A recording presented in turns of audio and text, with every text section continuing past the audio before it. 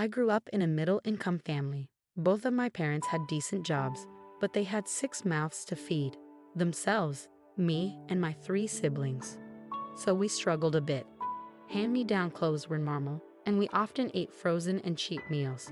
We only had a house because my grandmother left it to my dad. We lived in a nice neighborhood with families ranging from middle to high income. When I was born, the house next to ours was empty for a few years until a new family moved in. They had a son, John, who was my age. He was the only kid in the neighborhood my age, so even though he was homeschooled and I went to public school, our parents made sure we hung out together. His parents welcomed me, and John and I became close friends. Since I went to public school, I helped John learn to socialize with kids his age. His dad, William, appreciated this a lot, even though he didn't say it directly. Instead, he would send me home with food for my family and buy us small gifts. John's mom, Margaret, didn't like me as much. She thought William was too nice to me and not nice enough to their son. She made snide remarks and tried to stop William from giving me things. But he wouldn't listen and sometimes gave me even more just to spite her. This caused a lot of fights between them, which made John withdraw more. After months, I got him to open up to me when we were 13. We grew closer over the years, and I developed feelings for him, but never acted on them. When we were 17, John came to my house looking very upset after a huge fight with his mom. He told me she had said something really hurtful, but he couldn't bring himself to tell me what it was. I comforted him and reminded him to not let his anger ruin his relationship with his family, not knowing the full truth of their situation. After high school, we both went to the same college. I attended classes while John did distance learning. I had saved up enough money from working since I was 16 to rent an apartment with a bit of help from William. This allowed John and me to spend more time together without our parents around. Eventually, we realized we had strong feelings for each other and started dating. My parents were thrilled, while John's parents had more neutral reactions. William calmly congratulated us, and Margaret grunted in disapproval. We decided not to focus on his mother's reaction. After graduating college, John proposed to me and we got married within the year. I felt like I had won at life. My childhood best friend was now my husband. He was there for me from the start, and I loved him deeply. After we got married, John traveled a lot for work. He didn't want me to be alone, so he asked me to move in with his parents. I was hesitant because his mom never liked me, but John convinced me. I don't know about moving in with your parents. Your mom's never been a fan of me. I know, but we'd have our own space, a whole floor to ourselves. I want you to be safe, and being with my family will put my mind at ease. It's almost like living alone. They could visit, or I could visit them if they want.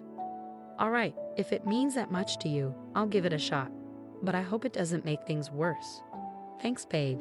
I promise I'll do my best to make sure everything goes smoothly. I knew his reasoning made no sense, but I agreed to make him feel better. Plus, my parents lived next door, so I could always go there if things got tough.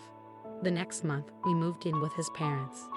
Quickly, I realized John hadn't been completely honest. I wasn't going to be alone with his parents. I'd be alone with his mother, Margaret, whenever John went on business trips at his dad's command. This meant I was stuck with the woman who hated me for days or weeks at a time. Margaret mostly made rude comments and sometimes didn't make food for me, even after asking what I wanted to eat. I'd usually be too tired from work to care. So I'd make a quick meal or order in. As long as I stayed in my room, nothing major happened. One day, John called and asked me to find a file in his office and scan it for him. While searching through his messy drawers, I noticed one felt different. It had a false bottom. Curiosity got the best of me, and I opened it to find a paternity test. It showed that William wasn't John's father. I was shocked. I never questioned John's paternity because he looked just like his mother. I wondered if William knew. Before my thoughts spiraled further, I took a picture of the test, put everything back, found the file John needed, sent him the scans, and went to my room. I spent hours trying not to think about what I'd just learned. I wanted to talk to John, but I preferred to do it in person. Just as I started to calm down, Margaret knocked on my door. "Come in." She entered with a scowl. "Yes, how can I help?" "Spare me the act. I know you found out our secret." "What are you talking about?" "Don't play games. I saw the false bottom open. I know you read the document." "Fine, you got me. But tell me, does William know?" "That old geezer doesn't know a thing. If he did, we'd be on the streets. All he ever wanted wasn't here. I got away with John not being his only because John looks like me. How could you deceive him after all he's done for you? Spare me your moral judgments. I'm not the only one betraying him. John's in on it too. He's used to this lifestyle and won't let it go. That can't be right. What if I tell William everything? Oh please, you think you can ruin our game of pretend? I'd make William believe you're lying to cause chaos. He'll choose us over you any day. You won't get away with this forever. The truth will come out. Save your fairy tales for someone who cares. Good luck with that. She walked out, and my heart pounded. Margaret had answered all my questions. I was disgusted with both of them. How could John deceive the man who raised him? How long had he known? Did he feel any remorse? Would he go along with Margaret's plan to leave me? I barely slept that night, consumed by my thoughts. The next day passed in a haze. William had returned from his work trip, and I couldn't look him in the eye because of how guilty I felt.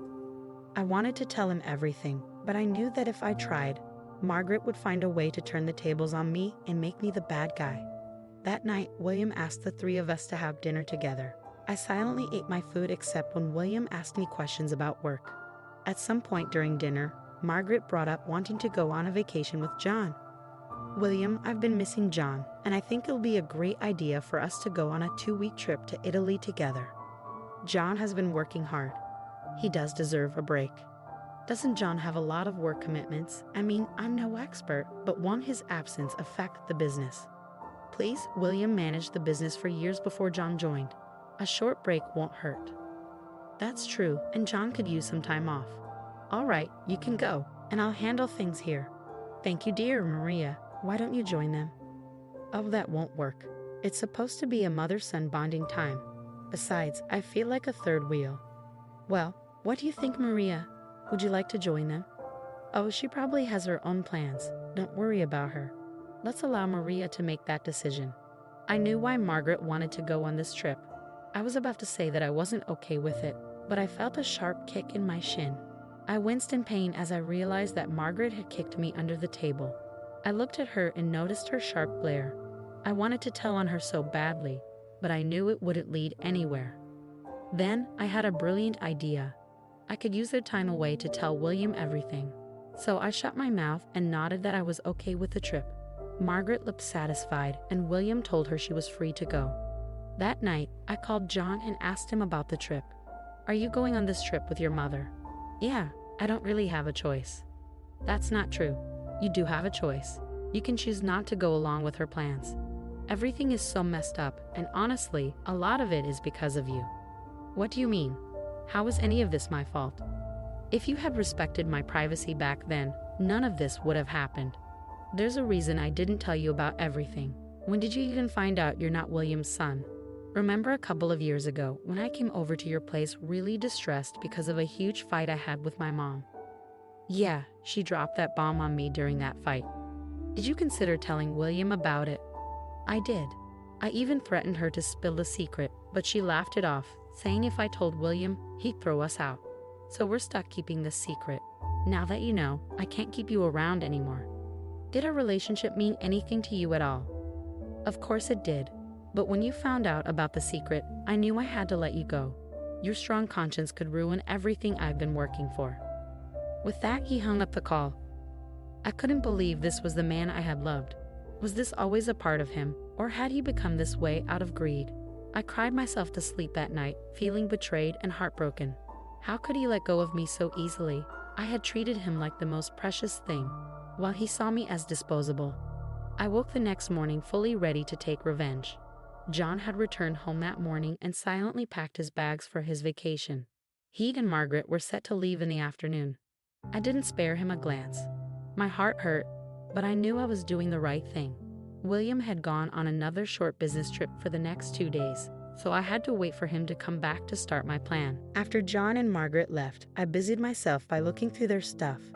Unsurprisingly, the false bottom in John's drawer was empty. Margaret must have gotten rid of the file.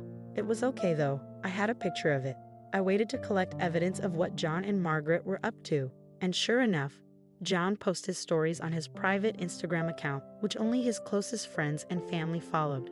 He posted stories of him going on dates with multiple other women and even posted a story thanking his mother for introducing him to so many wonderful women. Even though my heart was breaking and anger was boiling under my skin, I took screenshots of every story. Then I called William and told him I had an emergency and needed him home immediately. William assured me he would be home by nighttime. True to his word, he showed up by 9:00 p.m. He hurried over to me and asked if everything was okay. I told him that I was not okay and revealed the real reason why Margaret and John had gone on that trip, to find John a new wife. William looked shocked and asked if I was serious. I showed him the screenshots. William's shock turned to anger and disgust. He stuttered as he asked why they would do this. I told him I had something important to tell him but needed him to sit down for it. He sat down and fearfully asked what I had to say. I took out the printout of the picture of the paternity test and showed it to him. William sat there silently for a while, processing what he was reading. I gave him some time before telling him everything I had found out in the past few days. William's hurt turned to anger. Without a word, he called up his banks and canceled his credit cards, knowing that Margaret and John depended on them for their travel expenses. He also canceled John's office card, so they had no money that way either. Once he was done, William felt slightly calmer. I apologized for throwing everything at him at once. "I'm so sorry, William. None of this should have happened. There's no need for you to apologize. I never imagined Margaret could go to such lengths. I'm glad this revelation happened while I'm still in control of the business. What are your plans now?" "I'm worried John and Margaret might try to come back. I've made up my mind.